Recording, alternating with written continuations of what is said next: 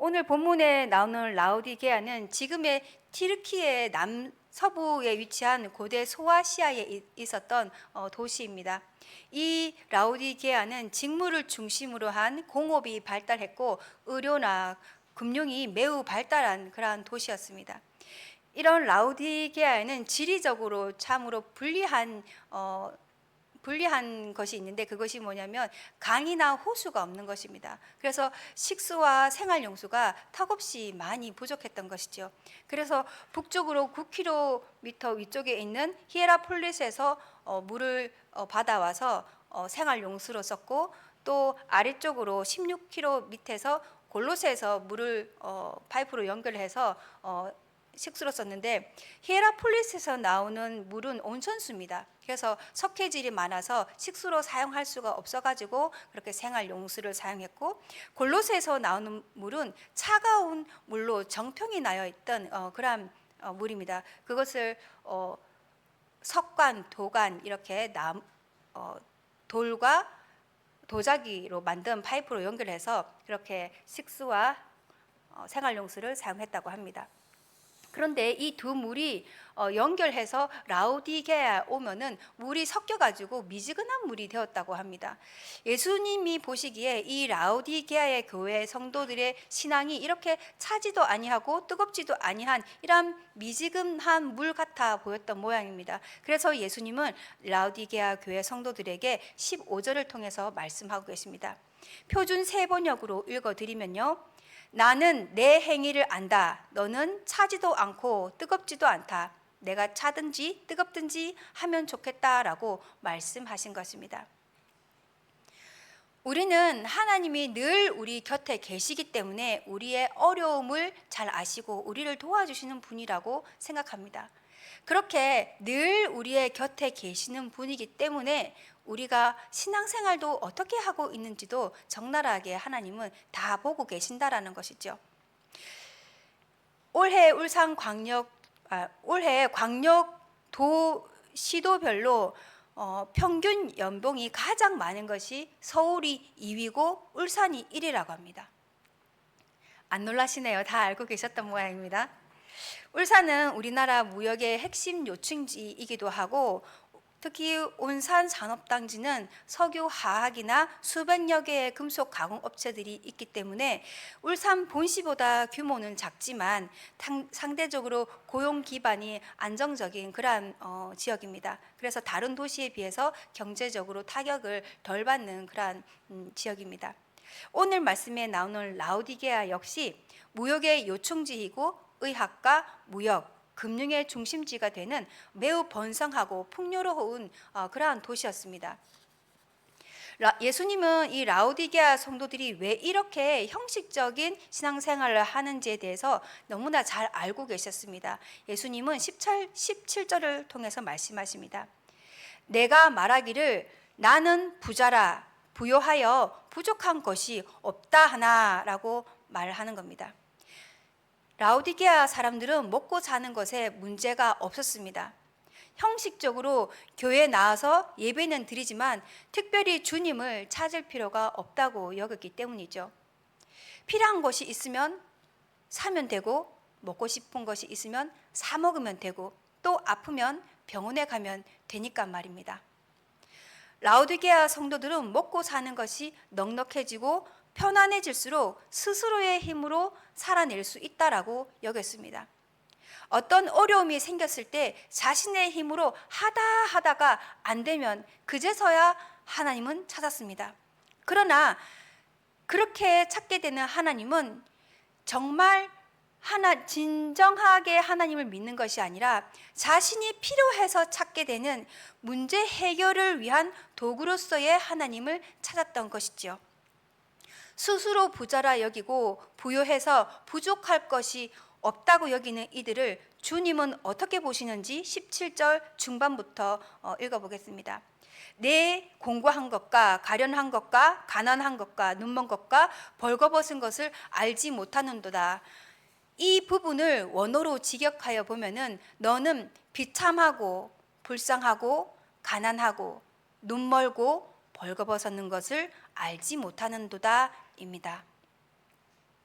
구약이나 신약 이외에도 이 시대를 살아가는 많은 기독교인들 역시 특별한 일이 없으면 주일 예배를 빠지지 않고 교회를 잘 나가고 있으니 나의 신앙 생활에도 별 문제가 없다라고 생각합니다. 그리고 구원에도 별 문제가 없다라고 여기며 살아가는 기독교인들이 참 많이 있습니다.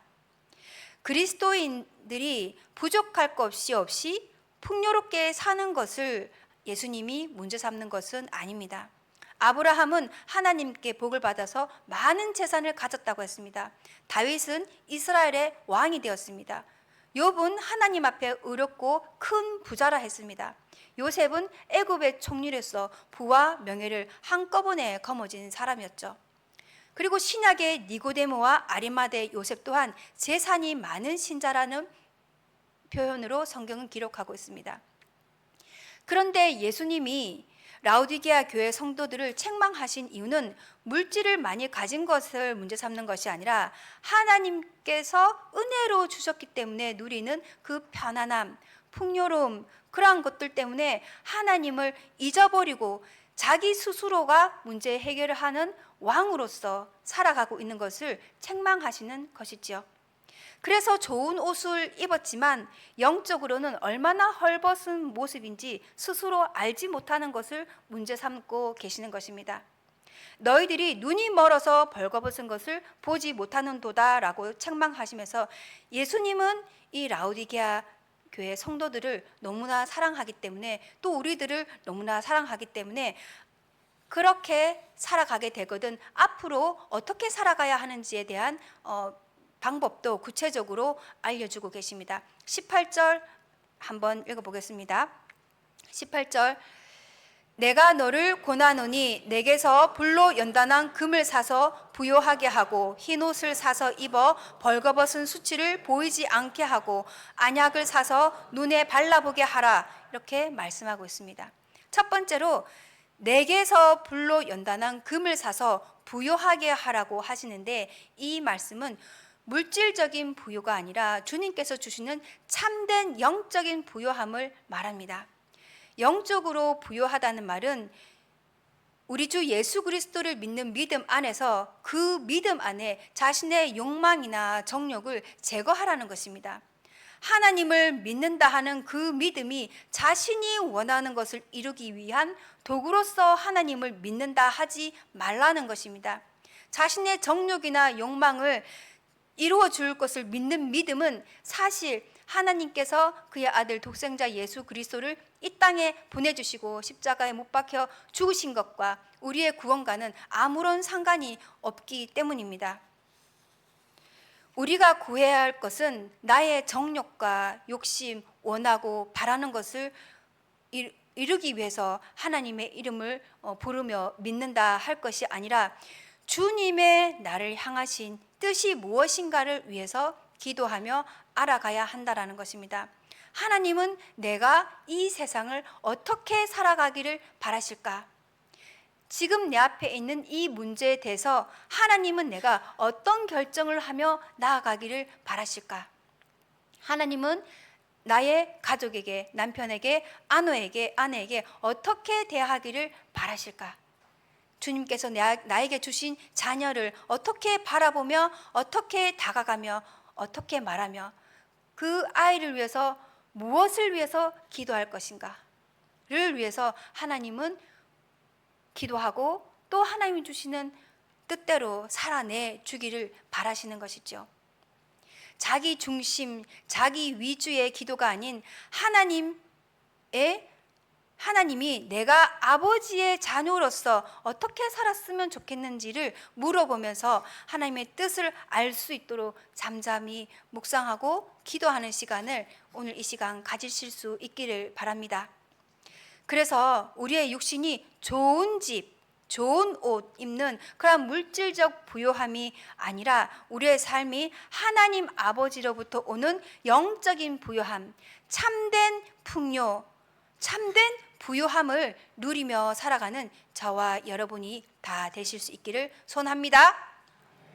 두 번째로 흰 옷을 사서 벌거벗은 수치를 보이지 않게 하라고 하셨는데 라오디게아 교회 겉으로는 정말로 번듯하고 화려한 건물들로 정말 자랑스러워했습니다. 지금 유적지를 보면은 당시 라오디게아 교회가 얼마나 크고 화려했는지 또한 알 수 있습니다. 당시 황제 숭배를 포함해서 이 지역에서는 우상을 섬기고 숭배하는 일을 거부하는 것이 매우 힘든 사회적 문화이고 분위기였습니다. 이 시대에 상업과 무역을 하기 위해서는 또 사회에서 일정한 지위나 사회적 관계를 유지하기 위해서는 황제를 숭배하고 또 우상을 섬기며 축제에 함께 동조하고 참여해야지만 그 지역에서 상업이나 무역 조합에서 소외되지 않고 회원으로서 그 자격을 유지하며 혜택을 볼 수 있었기 때문입니다. 여러분은 이 세상을 살아갈 때에 교회 다니는 사람이라는 것을 떳떳하게 말하고 밝히며 살아가십니까? 전하며 살아가고 있습니까? 아니면 교회 다니는 것을 말하지 않고 숨기며 살아가고 있습니까? 교회에서 식사할 때만 기도하고 외부에서 교회를 안 다니는 예수님을 모르는 사람과 함께 식사할 때는 식사 기도하는 것이 부끄럽다고 여겨지십니까? 마가복음 8장 38절에 예수님은 이렇게 말씀하십니다. 나와 내 말을 부끄러워하면 인자도 아버지의 영광으로 가득한 천사들과 함께 올 때에 그 사람을 부끄러워하리라. 아담과 하와가 선악과를 따먹은 후에 자신이 벌거벗은 것을 깨달았다고 했는데 이처럼 죄의 상태는 부끄러운 상태를 말합니다. 그래서 주님은 흰 옷을 사서 입고 수치를 보이지 않게 하라고 말씀하십니다. 이사야 61장 10절에 구원의 옷이라는 말씀의 표현이 있습니다. 구원을 받으려면 그에 합당한 구원받는 하나님 자녀로서의 옷이 있다라는 것입니다. 요한계시록 6장 14절에 어린 양의 피에 그 옷을 씻어 희게 하였느니라 라는 표현이 있습니다. 우리의 부끄러운 죄는 예수 그리스도께서 우리 모두의 죄를 위해서 십자가에 피 흘려 죽으셨다는 사실을 믿고 고백할 때에 우리의 죄악된 부끄러운 옷은 깨끗하게 씻어집니다. 우리의 죄를 고백하고 죄악된 이 옷을 깨끗하게 씻은 다음에는 우리는 어떻게 해야 될까요? 요한계시록 19장 8절에 말씀하고 있습니다. 그에게 빛나고 깨끗한 세마포 옷을 입도록 허락하였으니 이 옷은 성도들의 옳은 행실이다 라고 말씀하고 있습니다. 이 말은 하나님의 백성으로서 성도로서 자녀로서 행해야 하는 옳은 행실이 있는데 그것은 하나님 아버지를 아버지라고 부르는 자녀인 우리가 우리의 아버지를 부끄러워하지 않는 그러한 행실을 말합니다. 그리고 교회에서만 하나님을 믿는 성도가 아니라 교회 바깥에서도 하나님을 믿는 믿음의 사람으로서의 옳은 행실을 하라고 하나님께서는 말씀하십니다. 그렇게 살아가 주기를 부탁하며 하나님 말씀하고 계시는 것입니다. 모든 육체는 풀과 같이 마르고 떨어질 터인데 마르고 떨어지고 썩어 없어질 곳에서 사리사욕을 위해서 주의 백성이라는 것까지 숨기면서 비정상적인 방법으로 이 땅의 창고를 애써 쌓으려 하지 말고 썩지 아니할 하늘의 소망을 두고 거룩한 몸과 행실로 하늘 아버지가 계신 그곳에 하늘의 보물을 쌓으라는 것입니다. 우리 각자의 삶 속에 하나님을 아버지라고 부르며 예배드리는 자로 하나님 앞에 부끄러운 모습이 있다면 주 예수 그리스도의 보혈의 은혜로서 깨끗이 씻음 받고 지금 우리 눈에는 보이지 않지만 우리 모두는 주님께서 입혀주신 하나님 나라의 거룩한 백성으로서의 세마포 옷을 입고 있다라는 것을 기억하며 살아가실 수 있기를 바랍니다. 하나님을 아버지라고 부르는 우리는 아버지를 부끄러워하지 아니하고 아버지의 자녀로서 떳떳하게 말하고 전하며 살아가며 또 옳은 행실로 예수님을 모르는 사람들에게 좋은 본을 보이며 살아갈 수 있는 그런 우리 모두가 될 수 있기를 소원합니다. 라오디게아는 의학과 의술이 발달한 도시로 유명했습니다. 눈병 치료용 안약이 매우 유명했습니다. 예수님은 그 지역 사람들이 그렇게 자랑스러워하던 안약을 예로 들면서 너희는 육신의 눈은 밝을지 몰라도 영적인 눈은 어두워졌다라고 하나님 말씀하십니다.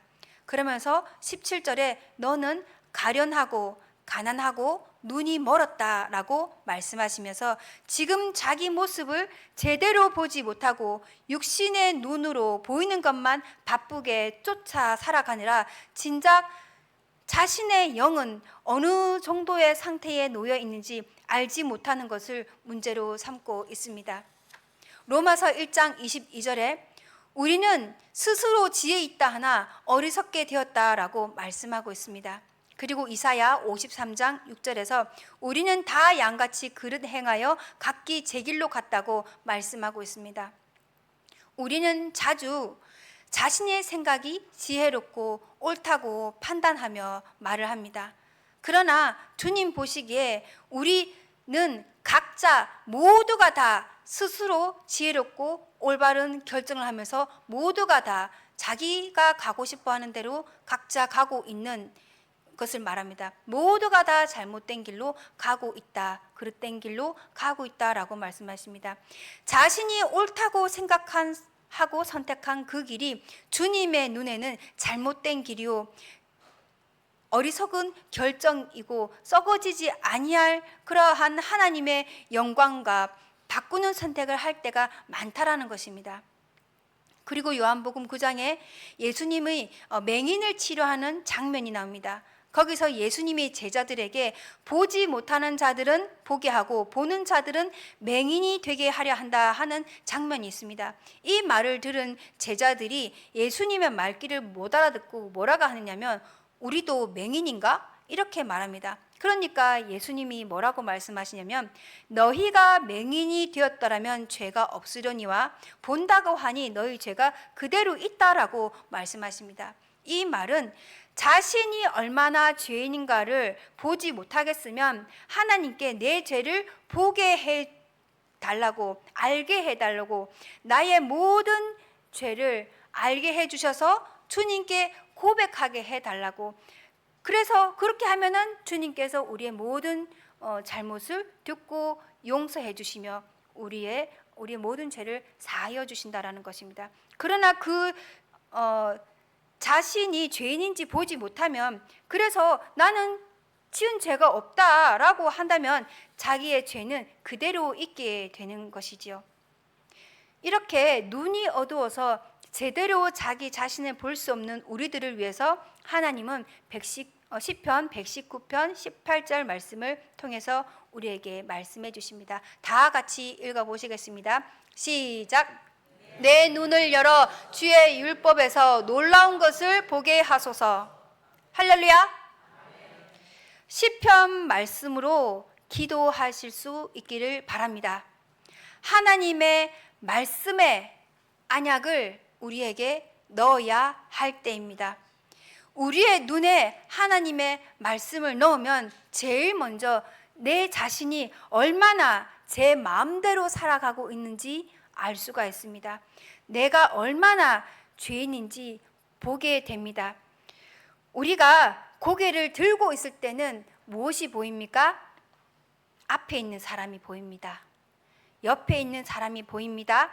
그리고 스스로 지혜롭다고 하나 어리석은 눈으로 앞에 있는 사람을 옆에 있는 사람을 정죄하고 판단합니다.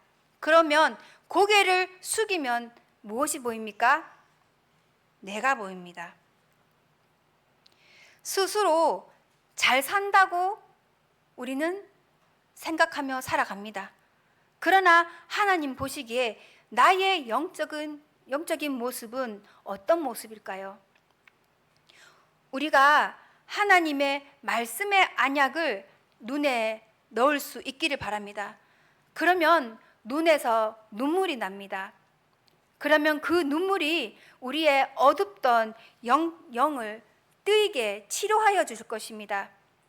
말씀을 보면서 흘리는 눈물이 우리의 영적인 이 어두운 눈을 밝게 해주고 또 보이지 않았던 것들을 볼 수 있는 눈이 될 수 있도록 해주십니다. 내 입장에서 바라보지 않고 상대방의 입장에서 바라볼 수 있는 눈을 주십니다. 자녀는 부모에게 심한 상처를 받아도 부모를 다 용서한다고 합니다. 그것은 부모님의 살아온 인생을 같이 살면서 다 보았기 때문에 이해를 하기 때문에 용서를 한다고 합니다. 그러나 우리가 같이 평생을 살아온 우리 부모나 가족이 아닌 옆에서 사회에서 만나는 사람들은 어떻습니까? 그러나 우리가 말씀의 언약을 넣고 세상을 바라볼 때에 우리는 옆에 있는 사람도 이해할 수 있는 눈이 생깁니다. 말씀의 언약을 넣음으로써 우리의 눈이 더욱더 자신이 죄인임을 먼저 보고 또 자신에게는 더욱 엄격하되 다른 사람에게는 관대한 눈으로 예수님의 사랑의 눈으로 다른 사람들을 바라볼 수 있는 눈이 저와 여러분 모두에게 있기를 소원합니다.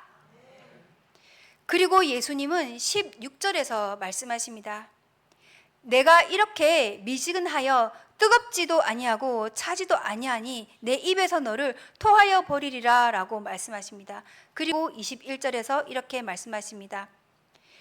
이기는 그에게는 내가 내 보좌에 함께 앉게 하여 주기를 내가 이기고 아버지 보좌에 함께 앉은 것과 같이 하리라 했습니다. 지금 우리 모두는 한 교회 안에 있습니다. 그리고 같은 의자에 나란히 이렇게 앉아 있습니다. 그렇게 우리는 똑같은 모습으로 예배를 드리고 있습니다. 그러나 우리가 하나님 앞에 신앙생활을 어떻게 하는가에 따라서 누구는 내 입에서 토하여 버리겠다고 말씀하시고 또 누구는 아버지 보좌에 함께 앉은 것 같이 하리라고 말씀하고 있습니다. 이 말씀은 믿음으로 끝까지 승리한 사람에게 최고로 좋은 상급을 주겠다는 약속을 하고 있습니다. 여러분들은 어떻습니까? 이 세상이 앞으로 영원할 것 같습니까? 지금 세상을 돌아가는 것을 보면 참으로 어지러운 세상이죠. 저는 제가 살아있는 동안에 주님이 오실지도 모른다는 생각을 합니다. 그렇지 않다 하더라도 우리는 반드시 주님 앞에 서게 되는 날은 반드시 옵니다.